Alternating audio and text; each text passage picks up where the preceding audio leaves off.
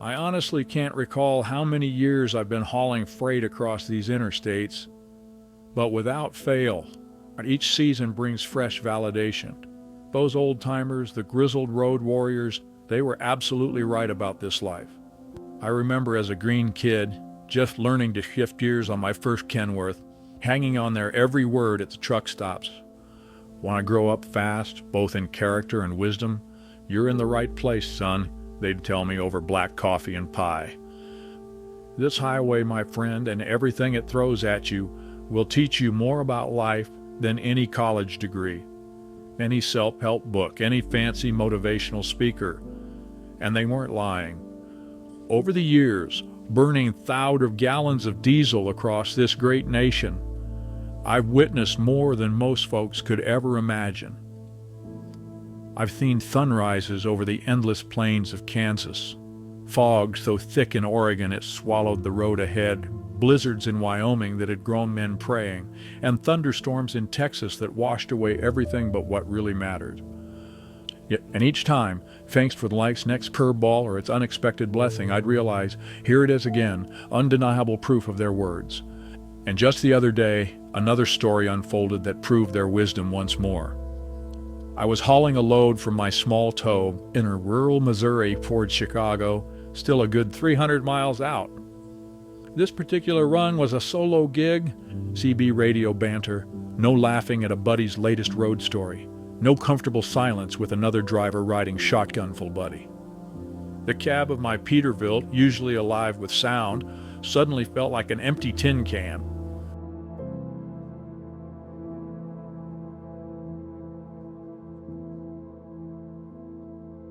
The radio, our lifeline on these long hauls, sometimes goes dead between stations, lost in the middle of nowhere. AM reception is hit or miss at best, full of static and gospel preachers. So, I picked up a Hitchhiker. Outside, it was a nasty, slushy mess. That special kind of miserable Midwest weather where a dusting of snow makes everything look pure for about 5 minutes. But the temperature keeps bouncing between 28 and 35 degrees.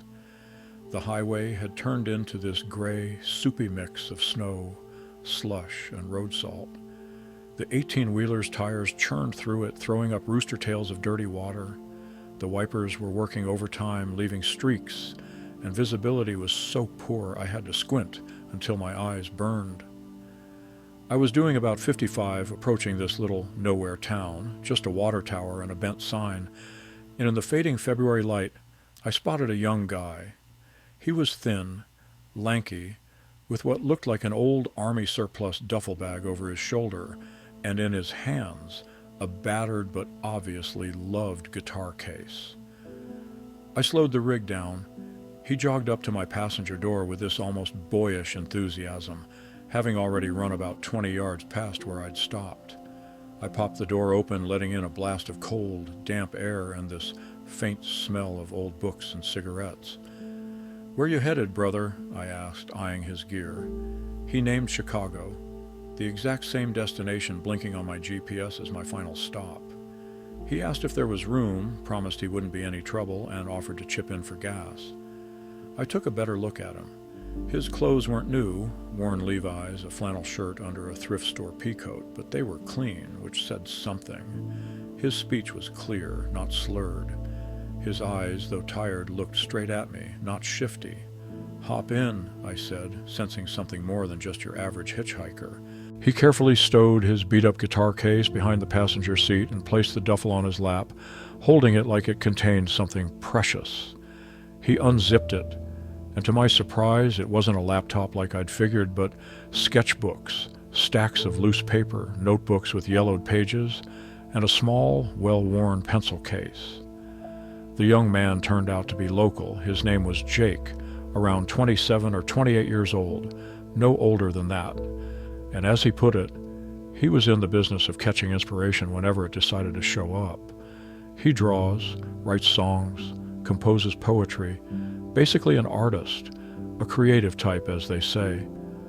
We got to talking about his unconventional but fascinating work, his search for meaning, his take on the world. He spoke about freedom, finding beauty in ordinary things, the struggles of creating art. And me, A man of diesel and deadlines, I listened, amazed at how differently people see the same sunset. Before I knew it, we'd covered maybe 150 miles. I'd even started to forget about the monotony of the road. Then after we crested a tall hill near Springfield, our cell service suddenly kicked back in. Jake pulled out his old iPhone, looked like a 6 or 7, cracked screen and all, but he didn't make a call. No, he started scrolling through old photos real slow, like he was sorting through ghosts. Then he opened his contacts and started deleting them, first one by one, then in chunks. And then he popped out his SIM card entirely, held it between his fingers like some relic, and with a quick flick, rolled down the window and tossed it into the swirling snow. It was so sudden, so deliberate, that I even hit the brakes a little. We sat there in silence for a moment, just the rumble of the engine and the wind howling through the crack in the window. The signal dropped again, and we were back in that dead zone, cut off from the internet and phone calls, back to just us and the road ahead. "What's that all about, Jake?" I asked, trying to cut through the heavy silence that had settled in the cab. "Were your old contacts really that bad you couldn't just change your number? You just cut everyone off like that?" He let out this long sigh. His expression got even sadder, and his mouth twisted into this bitter half-smile. "No, man," he replied, his voice sounding hollow. "Just starting fresh, a new chapter. And old contacts, old connections, they're like anchors dragging you down, keeping you from moving forward. In a way, without ever getting married, I guess I got divorced from my past the other day. Yeah, that's a thing too." I was genuinely surprised because in my simple, straightforward trucker life, that seemed pretty wild. A divorce, I figured, meant a marriage certificate, legal papers, alimony. "But yeah," he nodded, "absolutely." Jake smiled sadly, and I caught this flicker of old pain crossing his face. An awkward silence hung there, heavy as storm clouds. It's considered rude to pry into personal stuff like that. I knew that. I kept my eyes on the road, but this kid, it seemed, had decided that since he'd started talking, he might as well finish, pour out everything that had been building up inside him. Maybe, for the first time in a long while, he'd found someone who would just listen without judging. And here's what he told me, choosing his words carefully like he was laying out pieces of a puzzle that had broken his life apart. Well, it was quite a saga, and finally, for me at least, it's over. I met this girl, Madison. I was 25, she was a bit younger, just breaking into the art scene like me, full of hope and fire in her eyes. We met at some small gallery showing in the Arts District downtown, and we just clicked immediately. We were both passionate about our work, both dreamed of a world filled with color, music, and deeper meaning. Over time, we spent more and more time together, and eventually, like people do, we figured we could build our own little world and moved in together. I was already making a little money from my artwork, occasional commissions, art sales at local markets, playing gigs at small dive bars with my guitar. My poetry even got published in a couple of indie journals. But of course, we couldn't afford much. We rented this tiny studio apartment on the south side where I set up my corner, my little workspace, an easel, paints, brushes, sheet music scattered everywhere. It was all there. We were broke but happy. We lived on dreams and ramen noodles. A year went by like that, and somehow we made it work. Madison said she wanted to be my manager, help me break through. She believed in my talent like nobody else ever had. We dreamed about having our own proper studio space, major gallery showings, traveling the country, chasing inspiration. Everything seemed perfect. But then reality started creeping in. Bills don't pay themselves, you know. Rent, utilities, her student loans, groceries. It all adds up. I was hustling, taking every gig I could, doing caricatures at Navy Pier on weekends, playing covers at sports bars 3 nights a week, selling prints at art fairs. Meanwhile, Madison got a job at Starbucks, and it felt like we were finally getting somewhere, building something together. But here's where it started to crack. Pretty soon, Madison started wanting more, and I'm not talking about love or attention. I'm talking about stuff. Designer jeans, dinners at trendy restaurants in Wicker Park, tickets to Lollapalooza. "Jake, everyone our age is living their best life," she'd say, scrolling through Instagram. "Why can't we?" I tried explaining that we were investing in the future, in my art career, in our dreams. But those conversations always ended the same way, with her sulking for days, barely speaking to me. Then came the real kicker. One day she came home and announced she'd quit her Starbucks job, just like that. No discussion, no planning. "I can't waste my energy on that corporate grind," she said. "I need to focus on managing your career full-time, networking, building your brand." Sounded good on paper, right? Except managing my career apparently meant spending her days on social media, occasionally sending a few emails to galleries that never replied, and taking long lunches with people she called industry contacts. But here's the thing, when I started giving her less spending money, when I said, "Madison, if we're saving for that big gallery show, for your trip to that artist residency in Brooklyn you keep talking about, then we need to cut back, not blow money left and right," she turned into a completely different person. I'll spare you all the ugly details of how obvious her resentment became. Let me tell you instead how it all fell apart. She started coming home late a couple times a week after these so-called networking meetings or gallery openings. This happened every 2 or 3 days. My careful questions about what was going on were met with hostility, and the whole vibe between us became even more toxic than before. But then one day, out of nowhere, she completely changed.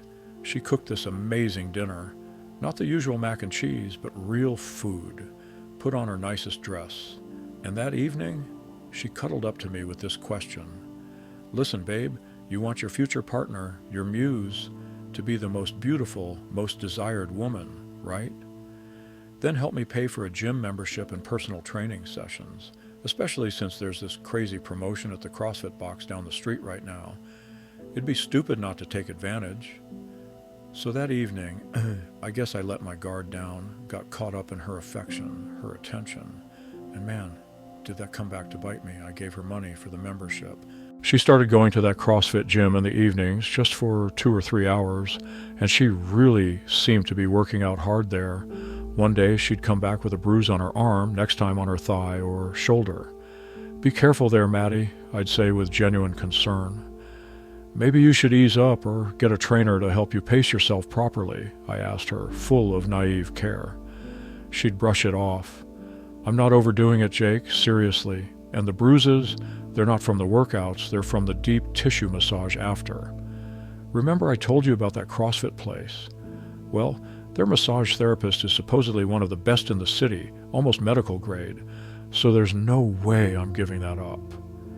Days turned into weeks, and meanwhile, our intimate life completely dried up.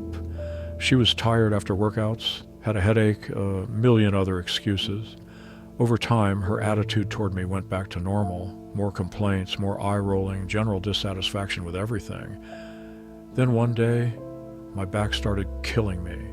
From hunching over my laptop for hours, from leaning over the easel. I made an appointment with a chiropractor, but the earliest they could see me was over a week away, and I couldn't wait that long. I had deadlines, commissions to finish. So I figured, why wait and suffer when I could just go get a massage at that same CrossFit gym Madison had been raving about for months? Well, I thought, I'll find out what kind of miracle massage leaves bruises like that. And that's when my whole world collapsed, when my naivete came crashing down around me. The girl at the front desk, this perky 20-something with a bright smile and CrossFit trainer written all over her, cheerfully informed me that they didn't have massage services and never had. "We've got kettlebells, rowing machines, assault bikes, yoga classes, anything you want," she chirped. "But no massage therapist, and we're not planning to get one either." "You sure? I'm Jake, and my girlfriend Madison's been coming here." Interesting, I thought, feeling this cold dread spreading through my chest as something fundamental shattered inside me. Without another word, I turned and walked out. After Googling actual massage places nearby, I went to one and came home that evening. Madison was already there, sprawled on our futon watching The Bachelor or something. I wanted to confront her right then about the massage situation, but I rephrased it, tried to give her a chance to come clean. "So, how was the massage today? Still going there? Not too rough?" I asked her, and, of course, she confirmed the lie without missing a beat. Everything's great. Same place as always. Really helps. You can tell by how good I feel, right? And so on, with this innocent expression, looking me straight in the eye. In my emotional state, I couldn't hold back. I confronted her, told her there had never been any massage therapist at that CrossFit gym since it opened, that she'd been lying to my face this whole time, that all her stories were complete bullshit. We had another fight, but this time it was the final one, the knockout punch. I yelled, she cried, then yelled back. Words flew like knives, destroying whatever trust was left. The very next day, she didn't come home, but she called me. Her voice was all sweet and syrupy, like she was trying to lull my suspicions to sleep. Jake, I've been thinking about what we said to each other. We'll get past it, but if we want to save this relationship, we need some space for a bit. I think 2 weeks would be good. Fine by me. See, even though I'm an artist and a musician, I'm not stupid. I knew exactly what was happening. She had someone else. This wasn't about reflection or space. It was about buying time to figure out her next move. But apparently, she didn't want to lose the comfortable setup I was providing. Or maybe in her new situation, it was all fun and games, but nowhere permanent to land. They weren't offering her a real place to stay. So I called her out, and under pressure, she emotionally admitted that she was going on some creative retreat upstate with her colleague and her patron. And there was someone else going too, some guy very influential, as she put it.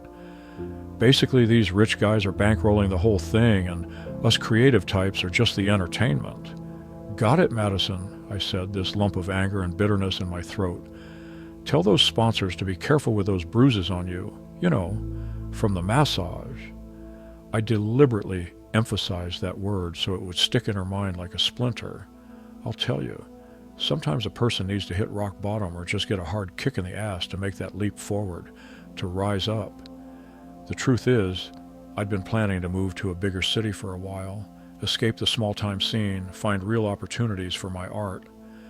And that night, after that phone call, I thought, now's the time.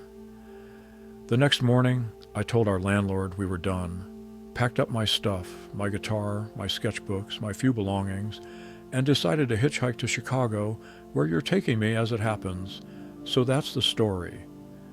He looked at me, and his gaze had hardened, showing this steely determination. He pulled out a pack of Marlboros, offered me one, and I didn't refuse. The worst part, honestly, was having to pack up all her stuff and drop it at her parents' house in the suburbs. I boxed up all her clothes, all her little trinkets, and drove it over there in my old Honda Civic. I barely escaped the barrage of questions from her mom and dad, who obviously had no idea what was going on. I told them their daughter would explain everything, but I hinted that another man was involved and that had pretty much destroyed what we had. Anyway, I decided to travel by hitching rides, clear my head of all this mess. And I don't need much to start over with, just my instruments, my art supplies. That's what matters. So she'll be flying back from her little resort getaway soon. All her stuff is at her parents' place. Our apartment's gone. My phone number doesn't exist anymore. That's how it is. For all the surprises she had for me, I've got one waiting for her too. And now I'm free as a tumbleweed, ready for a new life, new art, a fresh start.